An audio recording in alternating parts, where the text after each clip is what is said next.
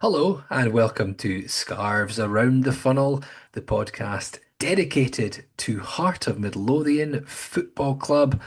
I'd usually like to start with some sort of quip or little reference to what we're talking about, but I don't have much because this one's a little off the cuff, a sort of last ditch attempt ahead of Hearts playing at Pittodrie this weekend. I suppose first up, I'm Laurie Dunsire. I'm joined by Mark Donaldson. I guess many of our listeners and viewers will be keen followers of the national team, so we should start with saying congratulations to Scotland, in particular Craig Gordon and Lawrence Shankland, who both played quite pivotal parts in Scotland reaching the World Cup for the first time since 1998. I trust you're feeling very well with all that going on, Mark. Buzzing. I'm buzzing. My house has been booked out with about 57 guests that say they're coming over for the World Cup over here in the United States. Football's Nice to have coming them back home. again. Yeah, indeed. Also, the English nieces and nephews and brother-in-law want to come over as well. They say they'll be staying longer than Scotland, which I can't really argue with. But delighted, and it's funny because at the Euros, when we had the representation, obviously Hearts get paid because their players are there. So there's a good chance we'll have Cammy Devlin, Craig Gordon, Lawrence Shankland, and maybe one or two others. So possibly the FIFA payments might get near £1 million, euros, whatever, dollars, heading Hearts' way as a result of national representation. So good news all round. Absolutely. And yeah, I know there's some who maybe don't follow the national team as much as others. Well, we'll have to touch on it briefly, especially I think with Craig Gordon, who obviously isn't even playing club level right now, which is as much testament to Alexander Schwolo as much as anything. But I think to come in, such big pressure games, not having played any club minutes since I think was it back in May. Yeah. Um, to pull off some big saves in that game, I think to be so assured, and then to show some pretty light feet at the end with that sprint as Kenny McLean's goal went in. I think it's great to see, and obviously he'll be 43 by the time the World Cup comes around. But uh, I mean, surely he's got to make it at the moment. Oh, he'll be in the squad. If he's fit, he'll be in the squad. Will he be number one choice when Angus Gunn's back? I think he will be. I think he deserves to be. The question is, do Hearts allow him to go out on loan in January to get game time, knowing fine well that they've probably said no to Kilmarnock to get Xander Clark because they might be and probably will be looking to shift Xander Clark on in January. So if they're able to do that with Xander, I think that will be the first thing. I think Craig might get the chance to go out on loan if Xander doesn't end up leaving the football club. However, do they want Xander as a backup or Ryan Fulton or whoever?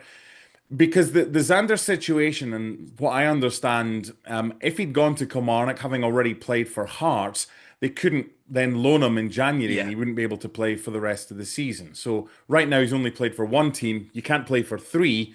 So if Xander goes, I think Hearts would be reticent to allow Craig Gordon to go on loan somewhere and leave themselves with a fourth choice as a backup if something was to happen to Alexander. So that's all very interesting. I'm delighted for Craig. He's got his testimonial quiz night as we record this on the Wednesday evening.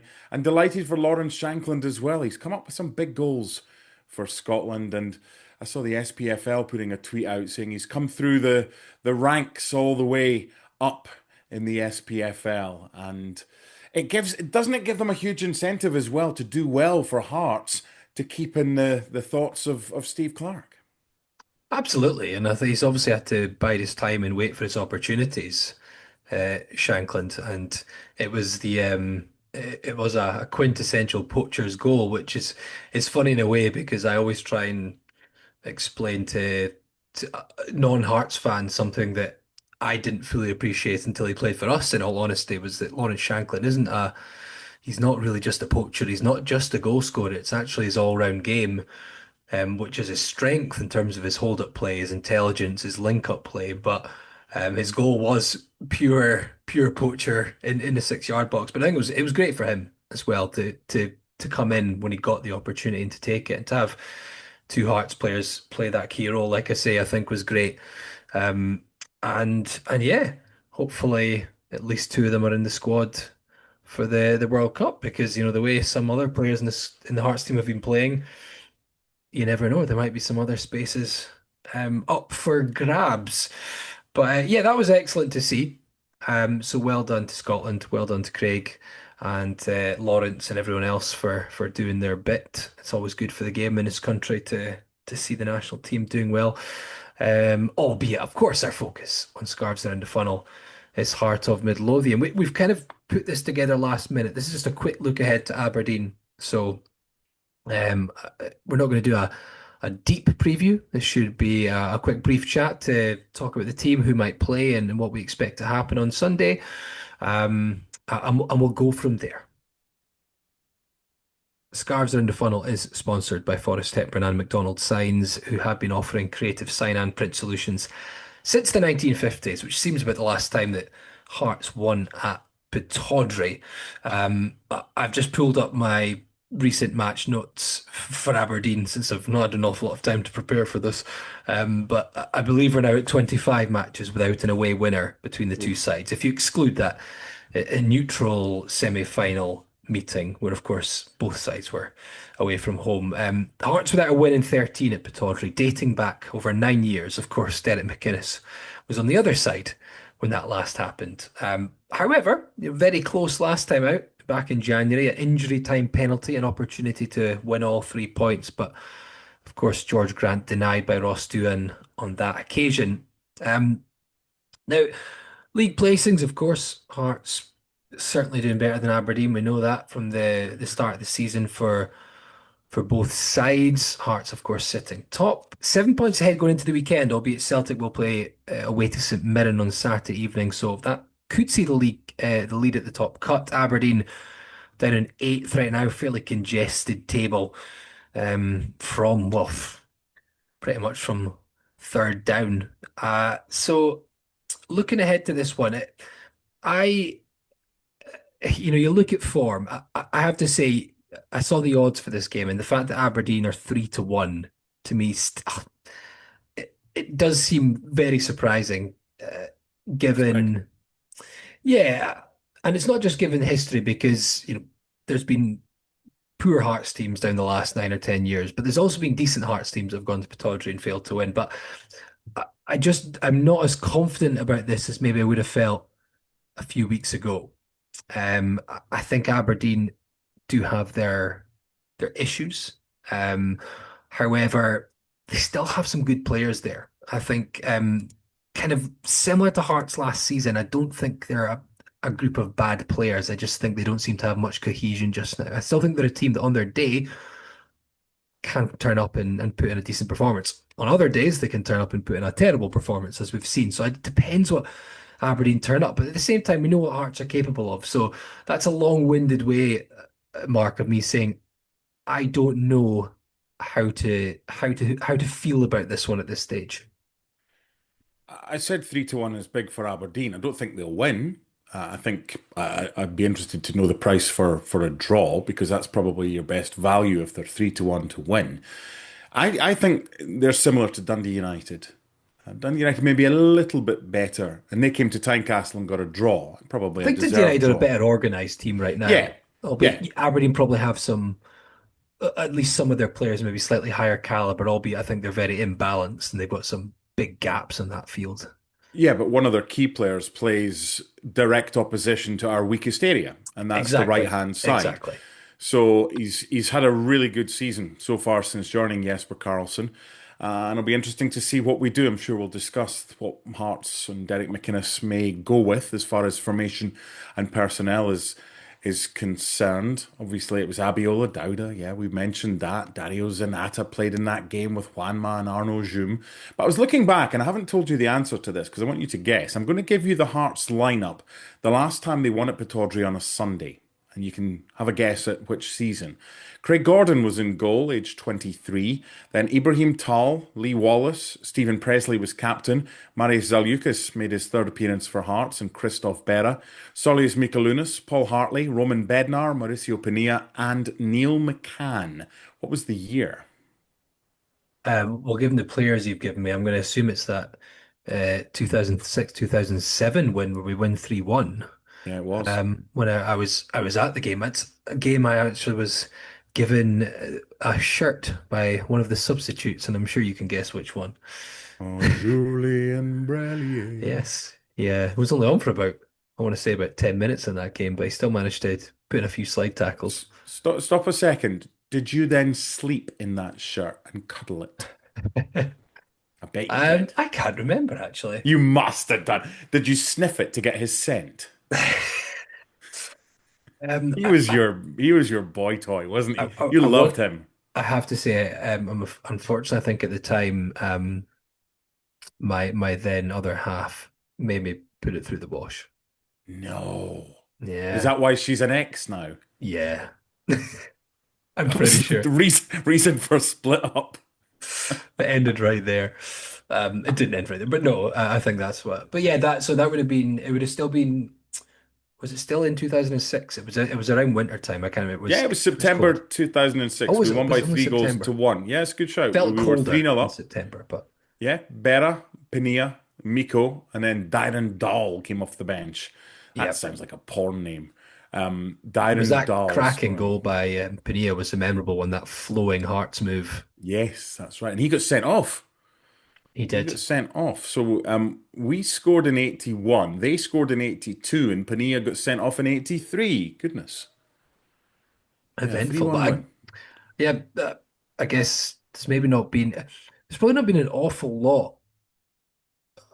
Maybe not. There's not been an awful lot of Sunday Pittodrie games because it doesn't often get picked for TV, and I guess it would just be European if there's been European commitments. We got pumped there. Must have been on a Sunday after we played in Florence recently. Well, I the remember 3-2 that. was last season, wasn't it? When that was a Sunday. Was that Sunday as well? Okay, That probably was a Sunday. more than I'm thinking of. So yeah, the wins there have been few and far between. I suppose for me, this feels like a big game from, we've talked about, title chances and my belief is still the Hearts won't win the league. And I very much hope, of course, that gets proven wrong. I would love us to at least stay in the hunt for as long as possible. But if we're serious about something like that, I think this is a big test because it's a ground that we've struggled at. No matter Aberdeen struggles, it's still a tough away game, I think. They'll be well up for this. They'll be desperate to be the team to end our great start to the season. And also it's off the back of a draw against Dundee United, which wasn't the end of the world for me. I think a draw was about right.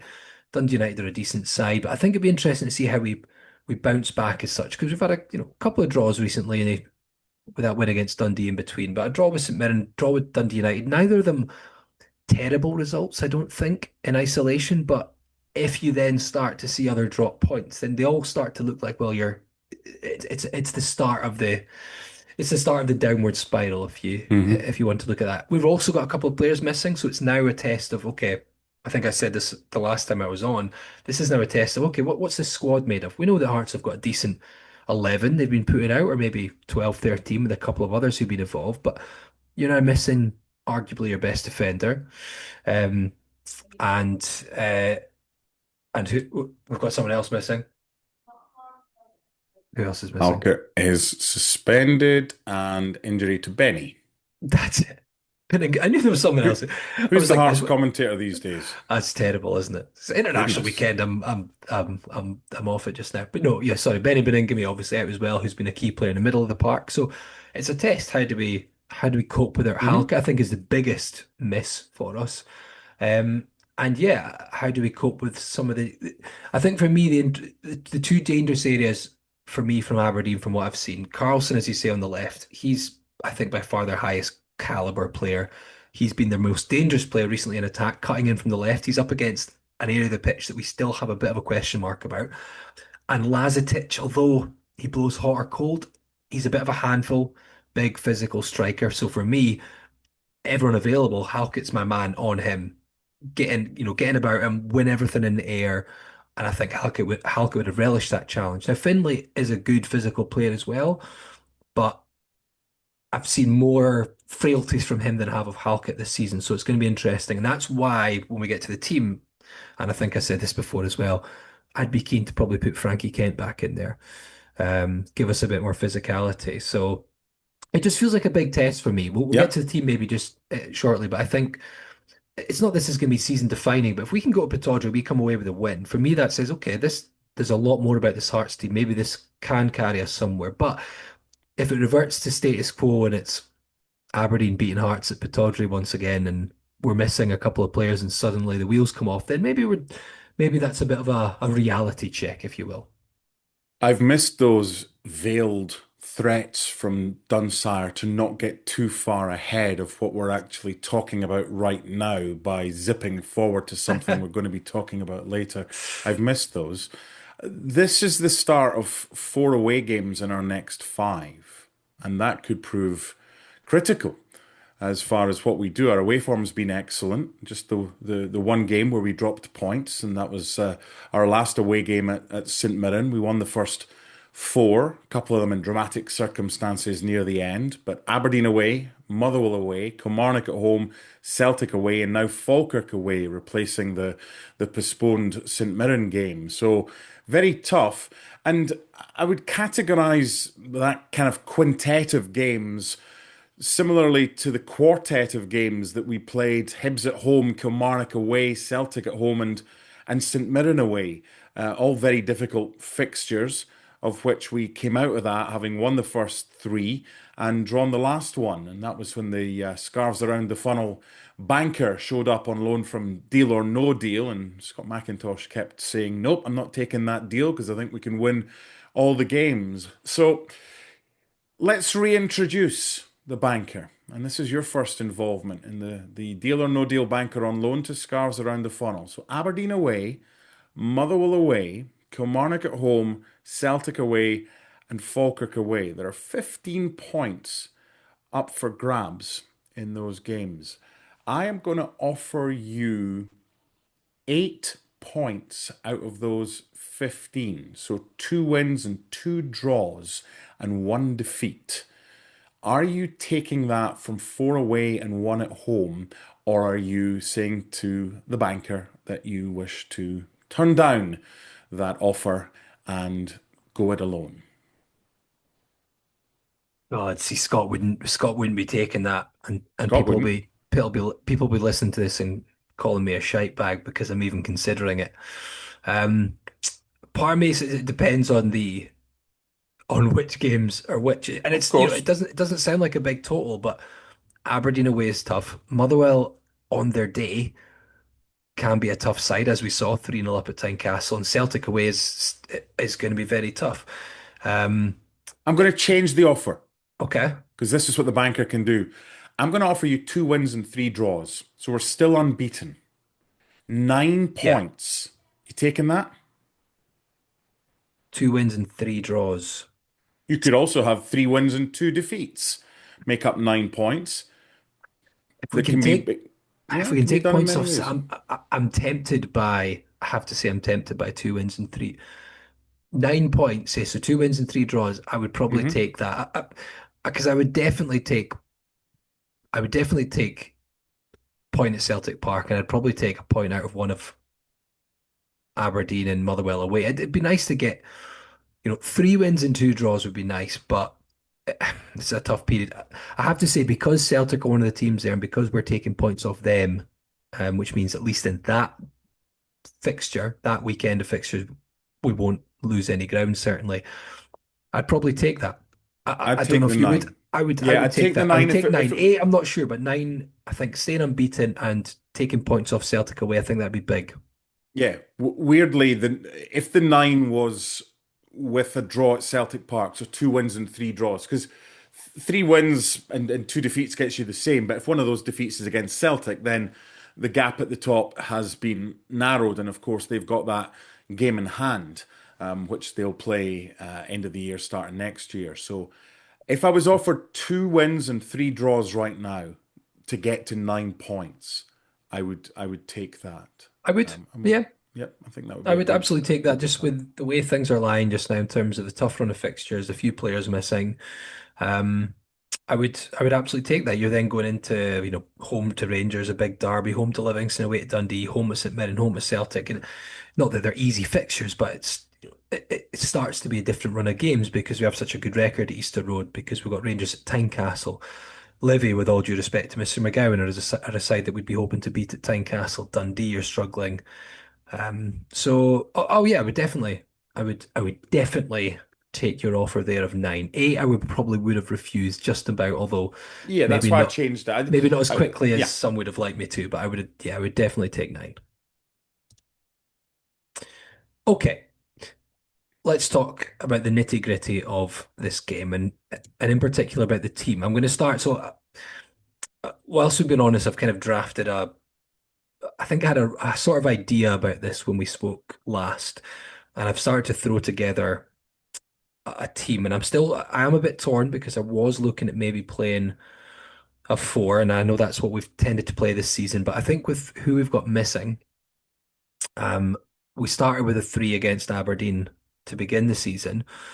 Um, and I've looked at their games, and Hibs had a really good performance and win away at Pittodrie. That's Aberdeen's only defeat in their last five league games, actually. They went with a three, and Aberdeen at the moment have switched to a sort of 3-4-3. And I I think maybe matching up with them shape-wise, given I hope that we can then use some superior quality in certain areas, might work quite well. Have got one bit I'd like your opinion on, and maybe get your opinion on how you'd set up. Looking at Aberdeen, I mentioned their kind of dangerous areas. I think Carlson and Lazetic. I do think we can maybe get at them in wide areas with they're playing Lobin, the youngster on the right, who's done very well, but he's still inexperienced. And we've got Jamfi, who's only just been brought in, kind of out on the left, and they're playing Milne and Devlin, I believe, either side of a back three. So Milne has again been doing fairly well, but I've seen him have some off days, and he's still fairly inexperienced. And Devlin's more naturally a fullback. So I'd quite like to see how we get into those areas. So I'm looking at maybe trying a similar 3-4-3 sort of shape, or maybe a 3-4-2-1, if you will, with Svolo in goals. Now I'm going to bring Kent back in the centre of a back three because I want to put Steinwender in there and Finlay either side. So Steinwender right, Finlay left. Bearing in mind I'm worried about the threat of Carlson coming in from the left. Now Devlin and McEntee, I'm going to go in the centre. I was tempted by Aju, but I think maybe this isn't the right game for him to start, especially given he's not looked quite up to speed yet. So I'm thinking McEntee using his physicality in there would be good alongside Devlin. Kingsley left wing back. The attacking three, Braga, Shanks, and Kizaridis. So maybe keep them quite fluid, but Kizzy coming in off the left and Braga and Shankly maybe alternating on the right. Now, the area which I kind of skipped there is the one I'm not sure about, which is what we do about right wing back, because Borchgrevink started against Aberdeen in the opening game of the season, but he's not played a league game since then. Is he ready for a game like this? You'd have Steinwender behind him in a back three, so he'd have a bit of support, but it is the most vulnerable area of the pitch against Aberdeen. So what I was tempted was, do we go with Harry Milne and try something similar to what we did at Ibrox, albeit with a different shape, but Harry Milne and Steinwender can double up in there at times because Harry Milne's naturally quite defensive, very physical. Does that help us on that side? But then does it give us a little bit of an overload when we go forward on the right? Because Carson's more of an attacking player. Jamfi's not had much experience in this Aberdeen team. And as I say, Milne's playing back at the left side of that back three. So does that give us an option coming in from that right hand side as well?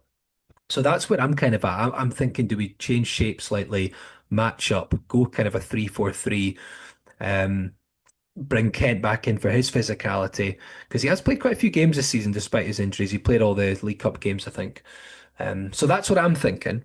Um, I don't know if you would go more with a similar shape to what we've seen, the kind of back four, or if you go with any different personnel.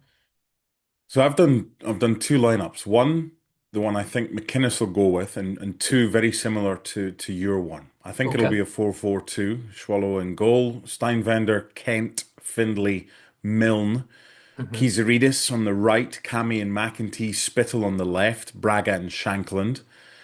The 3-4-3 would be Steinvender, Kent, and Findlay.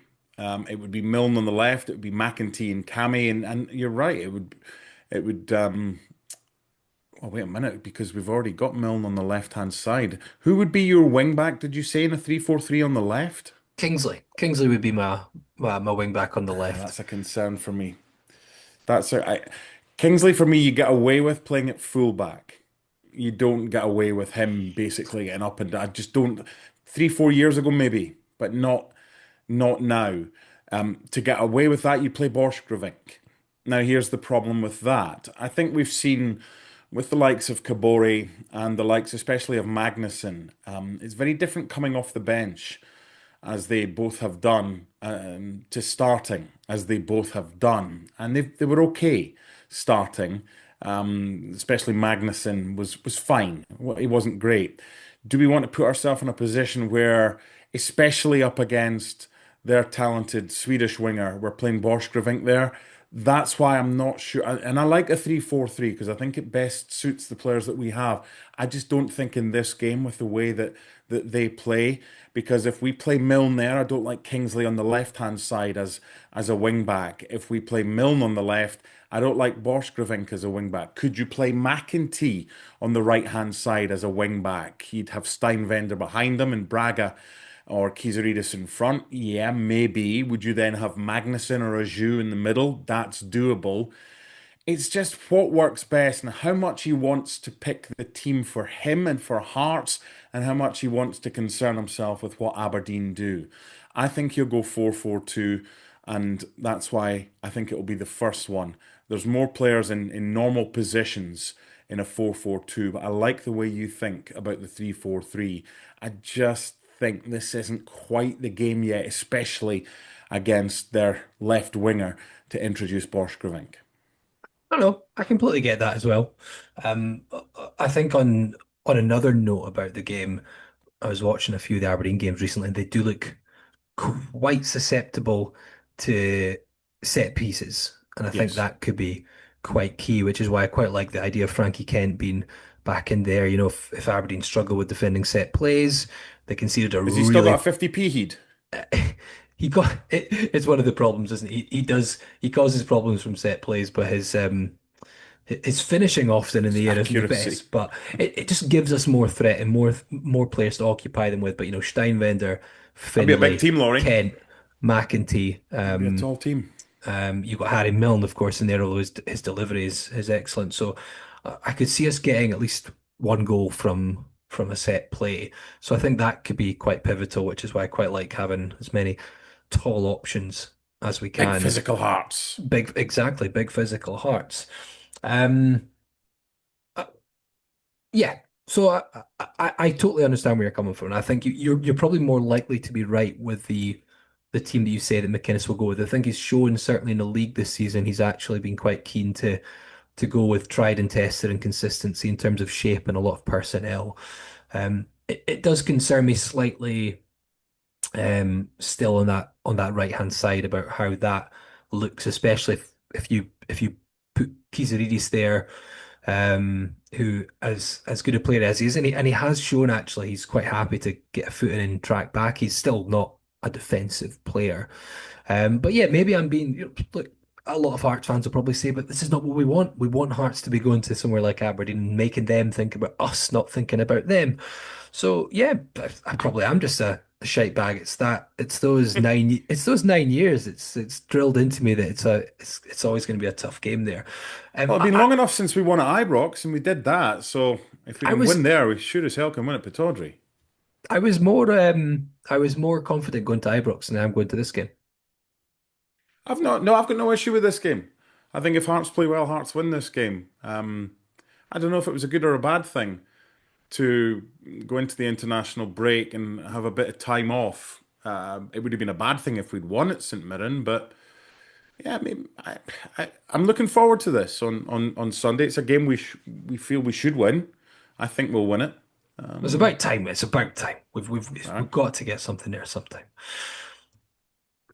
Right, Scarves Round the Funnel, brought to you by Forest Hepburn and McDonald Signs, creative sign and print solutions since the 1950s. Before we go, we'll get to the crescendo of our thrown together brief podcast, and let's talk numbers. Let's talk brass taxes, and let's talk about a prediction for the game.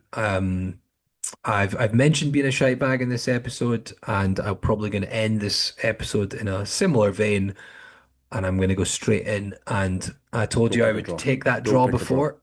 No, I'm going to predict a Laurie. draw. I'm going Come to on, predict son. another draw, which part of me would feel slightly disappointed at because I want us to obviously get 3 points on the board, end this drought at Pittodrie, and keep the pressure up at the top of the table. But I also think it could be a tricky game. I think it'll be tight. I'm going to go with a 1-1 draw in this one. And I'm going to say Stuart Findlay is going to get on the score sheet because we're going to get a goal from maybe a corner, possibly a free kick whipped into the box. Come on, Mark. You taught me and show me a bit more confidence. 2-0 Hearts. Shanklin to Yes. continue a fantastic week. Love it. Take it. I hope I'm horribly wrong about this one. I can see where you're Um, coming from. It'll not be an easy game, but I think the first 20 minutes will tell us a lot. How we approach the game, our intensity to this fixture, because they're all right. They're nothing special. they're quite fragile, I think. And the Motherwell game, I got some. I've only watched the highlights of it, but I spoke to some Aberdeen fans I know, and they said it was bad again from Aberdeen. They just looked Motherwell looked a far better side. A lot of them said for big parts of that Motherwell dominated the ball. Pittodrie was frustrated. So look, Derek McInnes will be aware that similar to Tynecastle when Hearts are playing badly and the pressure's on, you can get the home support on the backs of the home players. We don't want us to give Aberdeen an incentive. If Aberdeen start well and suddenly they think, okay, this could be our day, it changes the dynamic. But if Hearts start well, if they get a goal, or if Hearts are dominating proceedings, then Pittodrie becomes a tricky place to play for the home players, and it has been a few times this season. So yeah, I agree. I think this how the game starts will be key. If Hearts start well and Pittodrie starts to turn and the home players get nervous because they've had a tough time of it this season so far, then that would certainly play into Hearts' hands and Hmm. and hopefully we can capitalize on it. And I would I would love it. I would love it. Sounding Keegan-esque there if Mark Donaldson was right about this one. You can't really lose, can you? It's your two teams I playing was this waiting for that. weekend. That's Got partly to why wait till the end. I was worried about actually being honest about my what I thought my prediction would be and Yeah. just So you're trying. trying to appease everybody because you'll have your pals up in the northeast that will like listening in. Oh, what are you predicting? Oh, it's okay. Don't worry, boys. I've predicted my two teams will draw. Do you know what I was thinking about just before we end? I was thinking about a sliding doors moment. If Hearts had won the Scottish Cup semi-final last season, where would we be right now? And who'd be in charge? We wouldn't be top of the league. No chance. Um, I have talked about this a few times. I don't think on the podcast, but yeah, if we'd got to the Scottish Cup final, I don't think we would have changed the manager because he would have at least got the cup final, which was against We would have Celtic, probably which lost to Celtic. I don't think the Hearts team last season was winning the Scottish Cup final in all honesty. Um, so we probably would have kept the same manager going into this season, and I don't know where we'd be, but I'm certain we wouldn't be sitting 7 points clear at the top of the table, heading towards December. So maybe that sliding doors moment was in our favour, albeit I still found it very difficult to watch. Um, Of course. even though, and this is I think we touch upon this last season. It's funny because I know a lot of Hearts fans who were cheering on Aberdeen in that final because obviously it scuppered Hibs' chances of getting the riches of the guaranteed group stage football. But I still found it very difficult because third group stage, well, league phase football, it's all nice, but watching a team that I feel is a rival of ours lifting silverware, that always trumps. Even if the sensible people at a football club will say, well, the finances of group of league stage footballer is fantastic, and that's what Aberdeen got. But it's still it's winning trophies. That's what you remember. You don't, you know, many years from now, I'm not Aberdeen going to do fans will not be Braveheart. talking about their upcoming game against Noah, whoever he No, is. they'll be remembering that day, and the same as us. Years from now when we're lying in our bed. Come on, Mel Gibson. Yeah, we won't be talking about the seasons that Hearts finished third and remembering that we got league phase football. Things that we remember are 98 and 2006 and Right? 2012 and hopefully Hmm.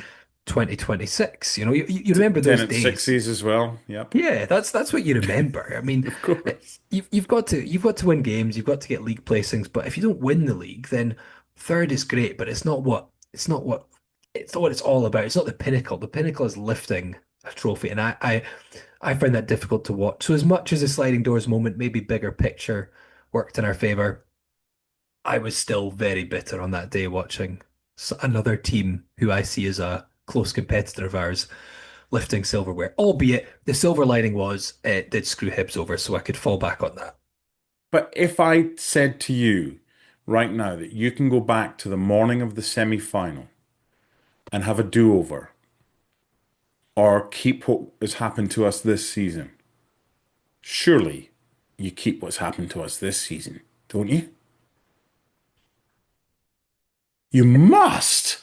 Yes, because I don't think we would have won the Scottish Cup final. But it's still tricky though, because it's still the cup. And losing that semi-final was really painful. It Um was, but look what's come out I of that. know, I know. If it was a different maybe team in the final and I thought it was more That winnable yeah, for but us, now we're moving the goalposts. I know. I get you. Part of me just thinks that the sensible me would be like, yeah, don't take the do-over. We're in a good position, but it's like someone who's got double or nothing, and you know what you should do. You should quit, but you're thinking, but maybe we could win the cup final. This isn't just being in a good position now. This is having a foundation in place with the right manager for the football club. There's a good chance if we'd won that semi-final, A, we would have lost to Celtic. B, we would have started the season with Neil Critchley. C, we would be murking around in the lower reaches of Shithouseville Premiership, and a decision would have to be made. There wouldn't be the same feeling around the football club. Yeah, Jamestown Analytics would have identified players, but for me, we wouldn't have had a head coach that would have been the right person to be in charge of those players. I just think it far outweighs. You could give me a do-over 100 times out of 100 to take me back to the morning of that semi-final on Saturday, the 19th of April. And if I knew that this was the alternative, I would take this every single time. Yeah, I guess it's like the butterfly effect, isn't it? Yeah. Albeit, albeit in the butterfly effect, pretty much all the decisions always led back to the same ultimate outcome, didn't it? It was the same problem. So Yeah, that's because John Beaton wasn't in charge. John Beaton's the problem. That's Every it. every Who's our avenue ref? takes you Is to it that. did I see it was David Dickinson or somebody for this weekend? Ugh, Is that right? let's go. Let's go 3-point hunting at Pittodrie. Um, Do you remember the last time he was in charge at Pittodrie when Aberdeen played Hearts? do I remember it? No, you're just 18th of March 2023. Duke after 5 minutes, Duke after 20 minutes, Matty Pollock after 27. We were abysmal that day. yes, that was towards the end of Bobby Nielsen's era. That was one of the final nails in the coffin. Anyway, hopefully be more positive this weekend. If you want to get in touch with the podcast, you can do at Around the Funnel. You get us on the usual social media channels. You can email podcast at scarvesaroundthefunnel.co.uk. Thank you for joining Mark and myself. Someone will be back next week to hopefully dissect a memorable Pittodrie. Someone will, because this one was thrown together about 5 minutes before we came on air. You can probably tell, but if not, um, then we've done some semblance of a good job. But in the meantime, thank you for tuning in and come on the Hearts.